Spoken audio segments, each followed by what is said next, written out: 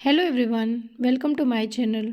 मैंने अपने पिछले वीडियोस में एमपी सेट के एग्ज़ाम पैटर्न, एलिजिबिलिटी क्राइटेरिया और सिलेबस पे वीडियोस बनाए हैं, जिन्हें आप मेरे चैनल पे विज़िट करके देख सकते हैं। मैंने अपने एमपी सेट में कौन सी नोट्स फॉलो की थी, वो नोट्स भी मैंने आपको अपने चैनल पे शेयर की हुई हैं।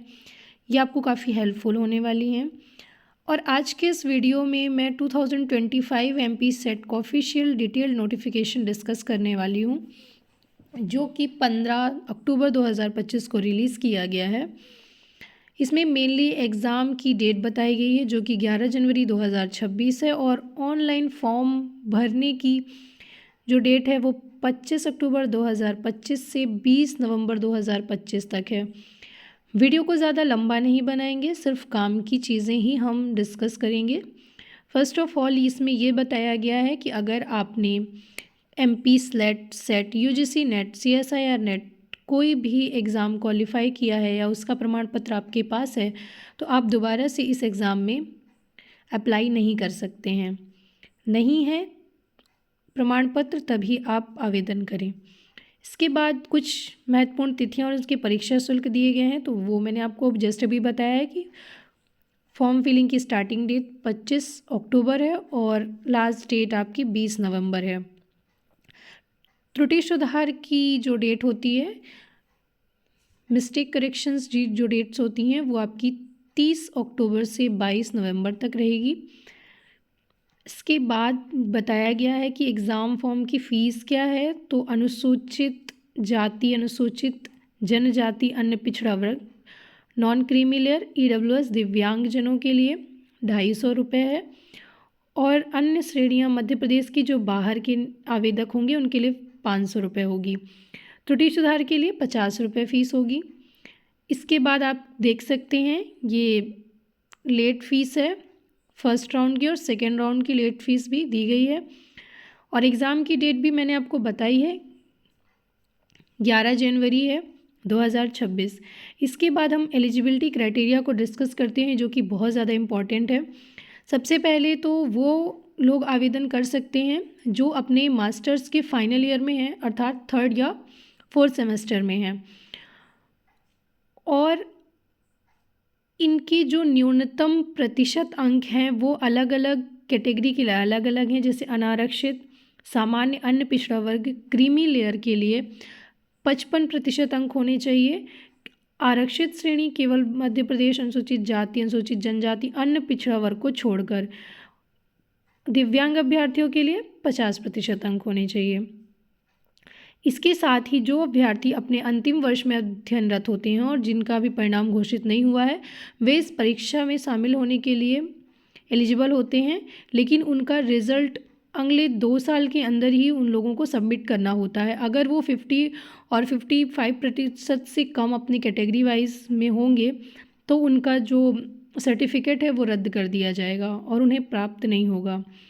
इसके बाद हम इसमें एज का कोई इशू नहीं होता है, आप कभी भी फॉर्म फिलअप कर सकते हैं, किसी भी एज का व्यक्ति इसका फॉर्म भर सकता है। आरक्षण के बारे में कुछ चीज़ें हैं कि इसमें क्या दिया गया है। इसमें आपका ज़्यादा कुछ भी काम का नहीं है, आपके पास सभी सर्टिफिकेट्स होने चाहिए।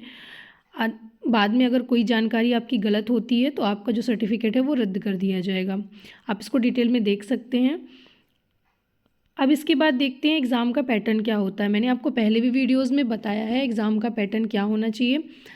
सबसे पहले एग्ज़ाम जो होता है वो 3 घंटे का होता है। एग्ज़ाम के बीच में कोई गैप नहीं होता। पहले घंटे में आपको पेपर 1 दिया जाता है और 1 घंटे के बाद आपको पेपर 2 दिया जाता है, जिसको सॉल्व करने के लिए आपके पास 2 घंटे होते हैं। तो इसमें बताया गया है कि टोटल 2 प्रश्न पत्र होते हैं। प्रथम प्रश्न पत्र जो होता है आपका general paper, teaching and research aptitude होता है, जिसमें 50 क्वेश्चन होते हैं और प्रत्येक क्वेश्चन 2 अंक का होता है। कुल 100 अंक का होता है। ये मैंने आपको पहले भी वीडियो में बताया हुआ है और इसका सिलेबस भी मैंने आपको अपने वीडियोज़ में डिस्कस किया है। दूसरा प्रश्न पत्र जो होता है वो आपका चयनित विषय का होता है, जिसमें कुल 100 प्रश्न होते हैं, जो कि 2 अंकों के होते हैं। कुल 200 अंक का होता है। ये उसको चार्ट फॉर्म में बताया गया है कि 50 प्रश्न 100 अंक के, 100 प्रश्न 200 अंक के, 3 घंटे 180 मिनट आपको मिलेंगे। जो प्रश्न का माध्यम होता है वो हिंदी इंग्लिश दोनों में होता है। भाषा का जो प्रश्न होगा वो उसी भाषा में होगा जिस भाषा को आप चयन करेंगे। अगर प्रश्न पत्र में कोई भी त्रुटि होती है तो हिंदी में लिखे गए प्रश्न को ही प्रेफरेंस दिया जाएगा। अब ये आपको बताया गया है कि इसका अंक योजना क्या होती है। तो जैसे कि प्रत्येक प्रश्न 2 अंक का होता है, सही उत्तर के लिए 2 अंक होंगे, नेगेटिव मार्किंग नहीं होती है, एक ही प्रश्न का सिर्फ आप एक ही उत्तर चूज़ कर सकते हैं। एक से अधिक उत्तर अगर किसी प्रश्न के होते हैं तो उनमें से जो भी आंसर आप चूज़ करेंगे, दोनों या तीनों में से, तो वो आपके सही माने जाएंगे। और अगर किसी भी प्रश्न का कोई उत्तर सही नहीं होता है तो उसके आपको बोनस मार्किंग दी जाएगी 2 नंबर की। इसके बाद हम चलते हैं आगे कि परीक्षा में ये आपके विषय दिए गए हैं कि आप जो द्वितीय प्रश्न पत्र हैं, जैसे केमिकल साइंस हो गया तो उसके अंतर्गत आपने कौन कौन से सब्जेक्ट में मास्टर्स किया होगा तो आप केमिकल साइंस के पेपर में पार्टिसिपेट कर सकते हैं। जैसे chemistry, organic chemistry, physical chemistry, applied chemistry, environmental chemistry, pharmaceutical chemistry, inorganic chemistry, industrial chemistry, analytical chemistry. ऐसे ही अदर सब्जेक्ट्स के भी दिए गए हैं कि उन सब्जेक्ट्स के एग्ज़ाम देने के लिए आपका मास्टर्स किन सब्जेक्ट में होना चाहिए। तो मैं आपको सिर्फ लाइफ साइंस का भी बताने वाली हूँ। जैसे कि लाइफ साइंस वाले स्टूडेंट्स जो हैं उनका masters botany, zoology, biochemistry, microbiology, biotechnology, bio science, environmental science, bioinformatic science, fisheries, aquaculture, limnology, entomology, genetics, genetic engineering, life science, industrial microbiology, seed technology etcetera. अगर इतने सब्जेक्ट से आपके मास्टर्स हैं तो आप लाइफ साइंस में अप्लाई कर सकते हैं। इसके बाद अदर सब्जेक्ट वाले आप अपने वीडियोस को पॉज करके देख लीजिएगा। इसके बाद हम चलते हैं कि आपके एग्ज़ाम का जो सेंटर है वो कौन कौन से सिटी में हो सकता है। टोटल यहाँ पे 12 सिटीज़ दी गई हुई हैं, आप अपने सुविधा अनुसार उनको चयन कर सकते हैं। इसमें ये बताया गया है कि आप चार मिनिमम सिटी चूज़ करेंगे जिसमें से कि आपको आयोग द्वारा ही आवंटित किया जाएगा कि आपको कौन सा शहर देंगे। ये ऐसा कुछ कंफर्म नहीं है कि जो आपने फर्स्ट सेलेक्ट किया है वही आपको दिया जाए, सेकंड, थर्ड या फोर्थ भी हो सकते हैं। और अगर कभी ऐसा हुआ तो फोर्थ के बाहर भी दिया जा सकता है जो आपका नियरेस्ट होगा। उसके बाद ये कुछ दिए गए हैं कि क्या नियम है इसके। ऑब्जेक्टिव टाइप क्वेश्चन होंगे, मल्टीपल चॉइस क्वेश्चन होंगे, ठीक है। इसके बाद इसका जो सिलेबस है वो पूरा CSIR एवं UGC नेट के अकॉर्डिंग ही दिया गया है। इसके बाद हम चलते हैं कि ये सब्जेक्ट हैं, मतलब मैंने तो आपको पहले भी सिलेबस डिस्कस किया हुआ है, लेकिन ये बताया गया है कि किस सब्जेक्ट का सिलेबस कौन कौन सी लैंग्वेज में साइट पे अवेलेबल है। आप वहाँ पे जाके देख सकते हैं आपका जो भी सब्जेक्ट होगा, यहाँ पे आप देख सकते हैं। उसके बाद ये आपकी साइट बताई गई है जिसमें से कि आप लोग अपना सिलेबस देख सकते हैं। परीक्षा परिणाम कैसे आएगा ये सब के बारे में यहाँ पर नोटिफिकेशन दिया गया, जो कि अपने काम का है नहीं ज़्यादा, तो इसे अपन बाद में देखेंगे। ये आपको क्वालिफाइंग एरिया है कि आप अगर अनारक्षित और EWS से तो आपका 40% क्वालिफाइंग मार्क्स होता है, और अगर आप आरक्षित श्रेणी, अनुसूचित जाति, अनुसूचित जनजाति, अन्य पिछड़ा वर्ग एवं दिव्यांगजन से हैं तो आप 35% आपको क्वालिफाइंग एरिया होता है। लेकिन कट ऑफ जो होती है वो अलग तरीके से बनाई जाती है, क्वालिफाइड मार्क्स से ऐसा कुछ नहीं होता है। उसके बाद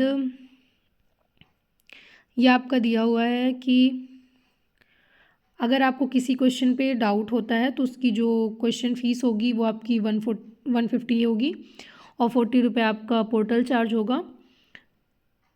तो इसमें बताया गया है कि अगर कोई भी उत्तर सही नहीं होंगे तो वो उसमें से विलोपित कर दिया जाएगा। एक से अधिक सही उत्तर होंगे तो सभी सही उत्तरों में से आपने जो भी टिक किया होगा उसके मार्क्स आपको पूर्णतः मिलेंगे, और अगर कोई भी आंसर सही नहीं होगा तो उसकी बोनस मार्किंग की जाएगी।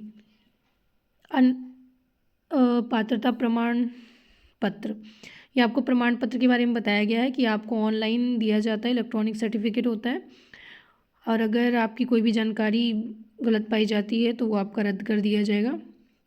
ये आपके विशेष निर्देश दिए गए हैं कि जब आप एग्ज़ाम फॉर्म भरते हैं और एग्ज़ाम में जाते हैं तो आपको क्या क्या कैरी करना है, कैसे जाना है और क्या क्या आपको नहीं लेके जाना है, ये सब इसमें बताया गया है। आप लोग पॉज करके इसको पढ़ लीजिएगा। इसके बाद आपको पता ही होगा कि पेपर जो है OMR फॉर्म फिलिंग शीट पे ही होता है। ऑनलाइन एवं संबंधी अन्य जानकारियां हैं, ये आपको फॉर्म फिलिंग वाले आराम से बता देंगे। फ़ोटो स्कैनिंग वगैरह के बारे में दिया हो कि आपका बैकग्राउंड हल्के रंग से हो, सेल्फी नहीं होनी चाहिए, चश्मे में कोई रिफ्लेक्शन नहीं होना चाहिए। उसके बाद अपन नीचे चलते हैं। इसमें से कोई भी जानकारी जो है गलत होती है तो आप कैंसिल बटन पे करके उसको, ये पूरा फॉर्म फिलिंग का प्रोसेस बताया गया है। त्रुटि सुधार की सुविधा भी है। इसके बाद महत्वपूर्ण ये सब, इसमें से ज़्यादा कुछ आपके काम का है नहीं। फिर ये आपका एग्ज़ाम फॉर्म फीस है, जो कि पहले ही बता चुके हैं, 250 और 500 कैटेगरी वाइज है, और पोर्टल शुल्क भी 40 रुपये है। ठीक है, तो इस प्रकार ये आपका नोटिफिकेशन है। कैसे आपको फ़ीस सबमिट करनी है इसके बारे में बताया गया है। कौन कौन सी साइट आप यूज़ कर सकते हैं। मैं वीडियो ज़्यादा लंबा नहीं करना चाह रही हूँ, इसलिए मैं ज़्यादा कुछ जो आपके काम का नहीं है वो मैं नहीं पढ़ रही हूँ। ये आपको बताया गया है कि आपको जो OMR सीट भरनी है वो काली स्याही बॉल पॉइंट पेन से ही करना है, उसमें आपको जेल पेन का यूज़ नहीं करना है। हल्का नहीं होना चाहिए, वो डार्क होना चाहिए। एक से अधिक को मतलब आप ब्लैक नहीं करेंगे, सिर्फ एक ही आंसर में एक ही करेंगे। कोई भी क्रॉस या किसी प्रकार का रफ आप उस पर नहीं करेंगे, उसके लिए आपको अलग से शीट दी जाएगी। क्रॉस सही के निशान पे नहीं वैलिड होता है। और ABCD जो भी ऑप्शन है उनमें आपको OMR का जो गोला होता है उसको ब्लैक ही करना पड़ता है। इसके बाद ये आपको अलग अलग जो सेट होते हैं उनके एग्ज़ाम्स, आप कोई भी एग्ज़ाम को मिटाने का या उसमें किसी प्रकार का हस्ताक्षर वगैरह नहीं करेंगे। निर्धारित स्थान होगा, वहीं पे ही आपके जो परीक्षक होंगे वो बताएंगे आपको कहाँ पे क्या करना है, आप उसके हिसाब से ही फॉलो कीजिएगा। रोल नंबर भी आप लिखेंगे, उसके नीचे ये खाने जो बने हुए हैं इनको ब्लैक करना है, ये भी आप अपने मार्क्स के हिसाब से कीजिएगा। फिर प्रवेश संबंधी चीज़ें हैं कि आपको कैसे क्या लेके जाना है, क्या नहीं लेके जाना है। स्मार्ट वॉच, ब्लूटूथ डिवाइस, ये सब नहीं लेके जाना है। बीच में आपको परीक्षा से बाहर नहीं जाना है, 3 घंटे तक आपको कंटिन्यू बैठना है। और ये आपको सब एग्ज़ाम से ही चीज़ें वहीं पे बताई गई हैं, कैसे आपको क्या करना है, कैसे एग्ज़ाम में OMR भरनी है, और सही गलत ये सब क्या नहीं करना है। पूरा गोला काला करना है, OMR शीट का कच्चा काम करना पूरा मना है। सावधानी से काला करना है। गलत गोला काला करने का उसके लिए आप स्वयं जिम्मेदार होंगे, वो नहीं मार्क किया जाएगा। जो भी क्वेश्चन को आप सही ढंग से ब्लैक नहीं करते हैं तो मूल्यांकित नहीं किया जाएगा वो।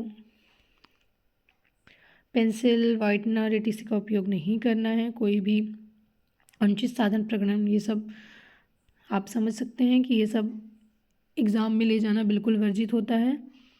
आपको कोई शिकायत है प्रश्न संबंधी तो वो आपका चार्ज शुल्क मैंने आपको बताया। OMR शीट का लौटाना वीक्षक को ही सौंपेंगे। OMR शीट को बाहर ले जाना, उसे वापस न देना अपराध होता है। आप लोग अपना एग्ज़ाम दे के और ये सब आप वहीं पे परीक्षक को दे सकते हैं। विषय कोड में भी आप सही गोला भरेंगे। सावधानीपूर्वक बहुत सारे बच्चे ये गलती करते हैं कि अपने रोल नंबर या विषय कोड को सही तरीके से नहीं भरते हैं। तो अगर आपको नहीं पता होगा तो वहाँ पे जो मौजूद होंगे टीचर्स, आप उनसे अच्छे से पूछ के ही उसको फिल करिएगा। अभ्यर्थियों के लिए जिन्हें विवरण में विशेष सुविधा दिया प्लान, ये दिव्यांग दृष्टिबाधित के लिए है, और इसमें अपने काम का अब ज़्यादा कुछ है नहीं, ये घोषणा पत्र है। तो इस प्रकार आज के इस वीडियो में मैंने आपको पूरा डिटेल नोटिफिकेशन दिया है। जिनको कुछ भी दिक्कत होगी या नोटिफिकेशन आप PDF फॉर्म में चाहते हैं तो आप मेरे टेलीग्राम चैनल से जुड़ सकते हैं, वहाँ पे आपको ये PDF फॉर्म में मिल जाएगा। Thank you.